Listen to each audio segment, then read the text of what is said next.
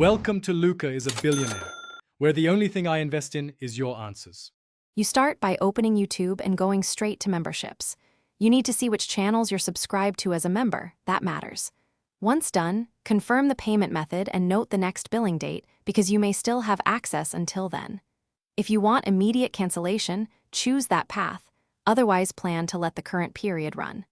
Make sure to sign into the correct Google account. This is why people miss the right membership.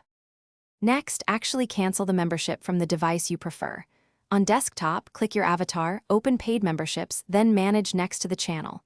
On mobile, go to the channel page or library memberships. The flow is similar. Tap or click cancel membership and answer the quick prompts. You'll be asked why and to confirm. After confirming, you'll see an acknowledgement. Keep an eye on the confirmation email. It proves the cancellation went through. Finish by verifying the membership status and waiting for the confirmation email. That's your record. If you still have access until the period end, that's normal. No new charges will occur after cancellation.